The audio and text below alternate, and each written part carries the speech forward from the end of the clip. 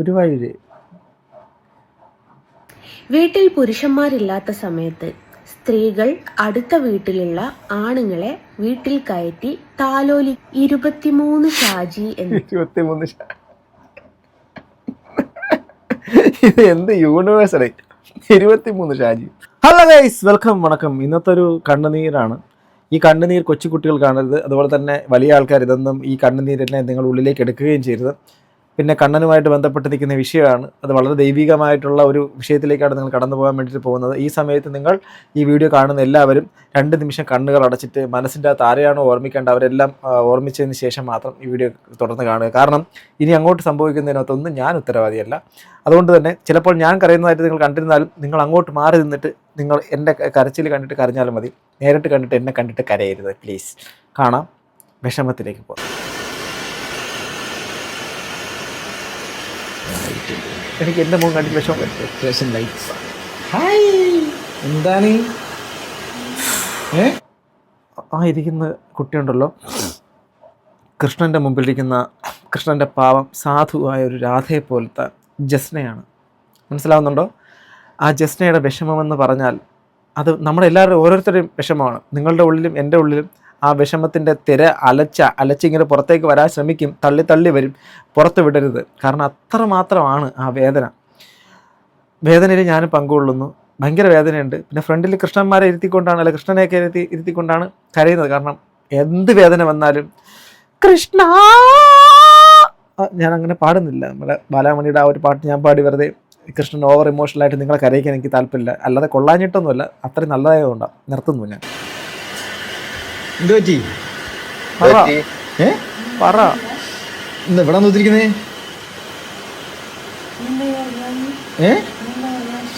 ഞാൻ ഉറങ്ങാൻ കാണാറ്റ് വന്നാ പിന്നെ കാണാനിട്ട്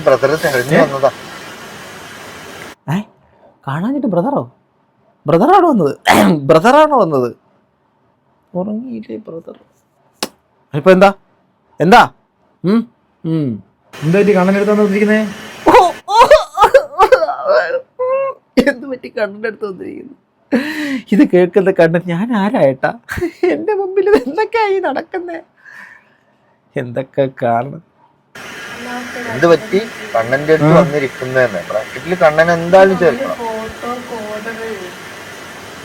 നിങ്ങളെ സങ്കടം കേട്ടു. 10,000 ഉറുപ്പിന്റെ 20-28 സൈസിനാ വന്നത്. എന്നപ്പോ ഞാനൊരു എനിക്കെന്നെ അറിയാലോ, 2 ദിവസം മുമ്പ് ഒരയാള് വിളിച്ചിട്ട് അറിയാമല്ലോ. അപ്പൊ ഞാൻ അവരോട് അഡ്വാൻസ് ചോദിച്ച സമയത്ത് എന്നോട് തന്നെ പുറത്തുനിന്ന് ഒരുമിച്ച് പൈസ അയക്കുന്നത് ഞങ്ങൾക്ക് ലാഭമാണ്. പിന്നെ അഡ്വാൻസ് അയച്ച് പിന്നെ അത് അയക്കുന്ന സമയത്ത് 2 ചാർജ് ഞങ്ങൾക്ക് പോവും. അതുകൊണ്ട് ഒരുമിച്ച് പൈസ അയച്ചു തരാമെന്ന്. അത് പറ്റൂല എന്ന് പറഞ്ഞപ്പോൾ എന്നോട് അതെന്താ ജസ്റ്റ് ഞാൻ നിന്നെ വിശ്വസിക്കുന്നില്ലേ ഞങ്ങൾ, അതുകൊണ്ട് നിനക്ക് എന്നെ വിശ്വസിച്ചൂടെ എന്ന് ചോദിച്ചു.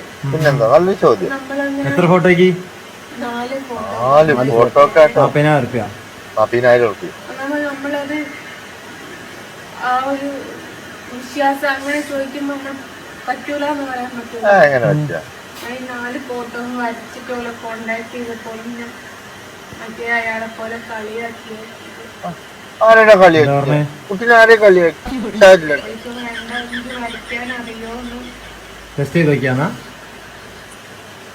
അത് പോട്ടെ, അത് വാങ്ങാൻ വേറെ ആള് വരില്ല. ഒരു ഭാഗ്യമില്ല വിചാരിച്ചാൽ 4 ഫോട്ടോ വാങ്ങാനാ 4 ഫോട്ടോ വാങ്ങാനാണ് ആള് വരാത്തത്. ഞാൻ കാണായിട്ട് വന്നത് ഇതൊക്കെയാണ്. ഇവർക്കൊക്കെ ഇങ്ങനെ നിസ്സാരമായിട്ട് കണക്കാക്കേണ്ട എന്തൊരു ആവശ്യമാണ് ഉള്ളത്? ഇവർക്ക് വേണ്ട എന്തിനാണ് ഇങ്ങനെ വിളിച്ച് ഫോട്ടോ കേൾപ്പിച്ച് അത് പിന്നെ വേണ്ടെന്ന് പറഞ്ഞ്? നിനക്കെന്നറിയാലോ, ഞാൻ സോഷ്യൽ മീഡിയയിലും പോസ്റ്റ് ചെയ്തതാണ്. ഒരാളോട് ഒരു മുസ്ലിമാണ് വേറൊരാൾക്ക് ഗിഫ്റ്റ് കൊടുക്കാനാണ് എന്ന് പറഞ്ഞപ്പോ ഞാൻ പറഞ്ഞ അഡ്വാൻസ് തന്നാൽ മാത്രമേ ഞാൻ സാധനങ്ങളൊക്കെ മേടിക്കാനുള്ളതാണ്. ഒക്കെ കഴിഞ്ഞപ്പോ ഞാൻ പറഞ്ഞു എനിക്ക് എന്റെ ഫോട്ടോ വേണ്ട, ഞാനത് പോസ്റ്റ് ചെയ്യുകയും ചെയ്തു. തെറ്റ് ചെയ്ത അയാളെ സപ്പോർട്ട് ചെയ്ത് വീഡിയോ അതെന്തായാലും ഉണ്ടാവും. അത് നമ്മുടെ കേരളത്തിലെ പ്രത്യേകതയാണ്. സഹോദരൻ സൈഡിൽ നിന്ന് വളരെയധികം ശക്തി പകർന്നുണ്ട്. കേരളത്തിൻ്റെ കൾച്ചറിനെ കുറിച്ചൊക്കെ പറഞ്ഞ് പഠിപ്പിച്ചു കൊടുക്കുകയാണ് സഹോദരിക്ക്. അതായത് കേരളത്തിലെ ആൾക്കാരൊക്കെ ഇങ്ങനെയൊക്കെയാണല്ലോ, കാരണം ഇങ്ങനെയൊക്കെ പറ്റിക്കുന്ന ആൾക്കാർ, അതായത് പറഞ്ഞ് പറ്റിക്കുന്ന ആൾക്കാർ, കുറേയധികം പറ്റിപ്പും വെട്ടിപ്പും മാത്രം നടത്തുന്ന ആൾക്കാർ, പിന്നെ അങ്ങോട്ടും ഇങ്ങോട്ടും മതസ്പർദ്ധ ഉണ്ടാക്കുന്ന ആൾക്കാർ, പിന്നെ നമ്മുടെ സമൂഹത്തിൻ്റെ അകത്ത് നമ്മൾ ചിലപ്പോഴെങ്കിലും കണ്ടുകൂടാത്ത കാര്യങ്ങൾ നേരിട്ട് കാണിക്കുന്ന ആൾക്കാർ, ഇങ്ങനെ പലതരത്തിലുള്ള ആൾക്കാരുണ്ട്. അതൊക്കെ സഹോദരൻ ക്ലാസ് എടുത്ത് കൊടുക്കുകയാണ്. ആരോ നാലോ ഇപ്പോൾ ഒരു കാര്യമുണ്ട്, ഒരു കലാകാരിയെ സംബന്ധിച്ചിടത്തോളം അവർക്ക് കിട്ടിക്കുന്ന ഒരു ഓർഡർ, അവരുടെ കലാപ്രവർത്തനത്തിൻ്റെ ഒരു ബന്ധപ്പെട്ടിട്ട് ഒരു കൃഷ്ണൻ്റെ പടം വരയ്ക്കുന്നു. അപ്പോൾ അതുമായിട്ട് ബന്ധപ്പെട്ട് ഒരു 3-4 ഓർഡർ കൊടുത്തു. അപ്പോൾ അതിന് ആ ഓർഡർ കൊടുത്ത ആൾ പിന്നീട് പരിഹസിച്ചു. ആ ഓർഡർ കിട്ടിയില്ലെന്ന് മാത്രമല്ല, അത് വരയ്ക്കുകയും ചെയ്തു. അത് അവർ ആ പൈസ കിട്ടിയിട്ടില്ല എന്നുള്ളതൊക്കെയാണ് ഒരു വിഷമം. ആ വിഷമത്തിൽ പങ്കുചേരുന്നു. പക്ഷേ തെറ്റ് ചെയ്ത് ഓരോ കൂടെ നിൽക്കുന്ന ആൾക്കാരുണ്ട്, ജിസ്മോളെ കൂടെ നിൽക്കുന്ന ആൾക്കാർ വേറെ ഉണ്ടാവും. സോ അപ്പം പുള്ളിക്കാരത്തിയുടെ ഈ ഇത് ആരൊക്കെയോ പറ്റിച്ചു എന്നുള്ളതൊക്കെയാണ്. ആക്ച്വലി എവിടെ കൂടെയെങ്കിലൊക്കെ ഒരു കോൺട്രവേഴ്സി ഇതിൻ്റെ ഭാഗമായിട്ട് നിരന്തരം ഇവരുടെ ഭാഗത്ത് നിന്ന് ഇങ്ങനെ വന്നുകൊണ്ടേയിരിക്കും. ആ ഒരു സാധനം നമ്മൾ കാണുന്ന സമയത്ത് നമുക്കതിനകത്തൊരു സത്യസന്ധത ഭയങ്കരമായിട്ട് ഫീൽ ചെയ്യാൻ വളരെ കുഴപ്പമാണ്. അത് നമ്മുടെ കുഴപ്പമാണോന്ന് അറിയത്തില്ല, ഇനി തീർന്നിട്ടില്ല. ഒരു മൊണ്ണ ഫേസ്ബുക്കിൽ വന്നിട്ട് ഒരു കാര്യം പറയുന്നുണ്ട്. വീട്ടിൽ പുരുഷന്മാരില്ലാത്ത സമയത്ത് സ്ത്രീകൾ അടുത്ത വീട്ടിലുള്ള ആണുങ്ങളെ വീട്ടിൽ കയറ്റി താലോലിക്കോ എന്നൊക്കെയാണ് ചോദിക്കുന്നത്. ആ ചോദിക്കുന്നതൊന്ന് കേൾക്കാം. ചേച്ചിമാരെ, നിങ്ങളൊക്കെ ഇങ്ങനെ ആണോ?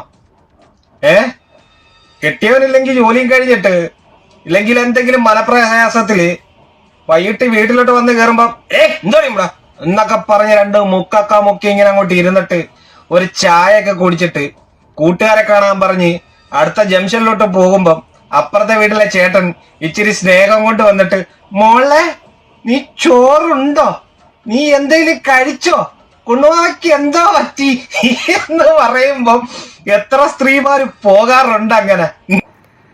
ഈ മൊണ്ണനോട് എനിക്ക് എന്താ ഉത്തരം പറയാനുള്ളതെന്നറിയോ? അങ്ങനെ കേട്ടിട്ടുണ്ടെങ്കിൽ അത് നിന്റെ അമ്മ മാത്രമാണ്. അപ്പം നിങ്ങളൊക്കെ കമന്റ് ചെയ്ത് ചോദിക്കും, അതിനെന്താ ഇത്ര തെളിവ് എന്ന്. തെളിവുണ്ട്. തെളിവില്ലാതെ നമുക്കൊരാളെ പറ്റി പറഞ്ഞിട്ട് കാര്യമില്ലല്ലോ. നിങ്ങൾ ഈ മൊണ്ണയുടെ ഫേസ്ബുക്ക് കണ്ടിട്ടുണ്ടോ? അക്കൗണ്ട് കണ്ടിട്ടുണ്ടോ? 23 ഷാജി എന്ന്. 23 ഇത് എന്ത് യൂണിവേഴ്സറി? 23 ഷാജി ആണ് കൊടുത്തിരിക്കുന്നത്. അതായത് ഈ മൊണ്ണയുടെ തള്ള എന്ന് പറയുന്ന ആ സ്ത്രീ 23 ആൾക്കാരെ വീട്ടിൽ കയറ്റിയിട്ടുണ്ട് എന്ന് ഇവനോട് പറഞ്ഞ സമയത്ത് ഇവൻ എന്ത് ചെയ്തു? 23 ഷാജി എന്നങ്ങാക്കി. ആ തള്ള ഒരു 100 എണ്ണത്തിനെങ്കിലും കേറ്റാതിരുന്നത് ഇവന്റെ ഭാഗ്യം. മോനെ, അമ്പലക്കള്ളി ജസ്ന സലീം എന്ന് പറയുന്ന പരവെടി പൊലയടിച്ചുങ്ങളുണ്ടല്ലോ, അവക്കുള്ള ഒരു മറുപടിയാണ് ഞാൻ തരാൻ പോകുന്നത്. 23 ഷാജിയെ, നീ ഞാൻ പോക്കാണെന്നും എൻ്റെ ഉമ്മ പോക്കാണെന്നും എൻ്റെ വാപ്പ പോക്കാണെന്നും എൻ്റെ കാരണവന്മാര് മൊത്തമായിട്ട് പോക്കാണ് എന്ന് പറഞ്ഞാലും ഒരു കുഴപ്പമില്ല ഷാജിയെ. കാരണം നാവല്ലേ, എന്തും പറയാലോ. പക്ഷേ ഞങ്ങളൊക്കെ പോക്കാണ് എന്നുള്ളതിന് നിന്റെ കയ്യിൽ എന്തെങ്കിലും തെളിവുണ്ടോ ഷാജിയെ? പക്ഷേ നിന്റെ തള്ള പോക്കായിരുന്നു എന്നുള്ളതിൻ്റെ ഏറ്റവും വലിയ തെളിവാണ് നീ നിനക്കിട്ട പേര് 23 ഷാജി എന്ന്. ഇത് വേറെ യൂണിവേഴ്സ് ആടേ. എന്നും നമ്മളിതൊന്നും പറയുന്നത് പോലെ ഒന്നും അല്ല. ഇത് എന്താണിത്? എന്തൊക്കെയാണിത്? ഓരോന്നും ഓരോ രീതിയിലൊക്കെ കാണുന്നു. ശടാ,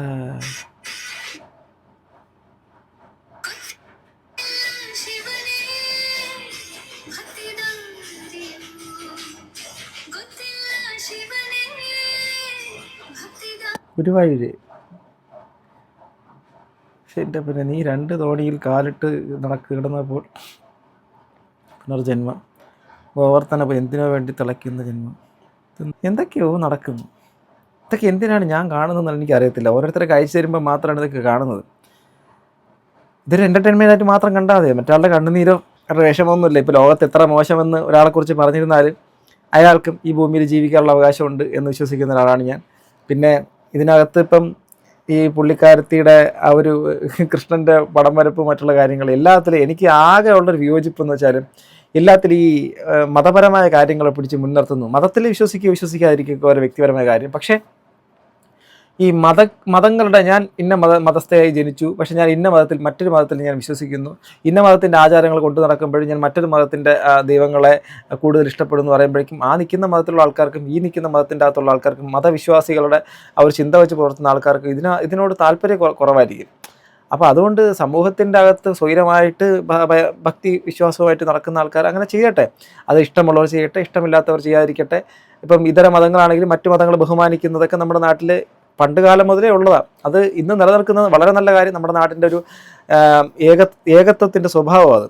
പക്ഷെ അതിനെ വെച്ച് മുതലെടുക്കുക, അതിൽ നിന്നും മറ്റൊരു തരത്തിൽ അറ്റൻഷൻ കിട്ടുക, അതിലൂടെ തന്നെ കൂടുതൽ പോപ്പുലർ ആവാൻ ശ്രമിക്കുക നമ്മളെ നല്ലത് എന്നുള്ളതിനപ്പുറത്തേക്ക് അല്ലാത്ത രീതിയിലും നമുക്ക് പേരെടുക്കാമല്ലോ.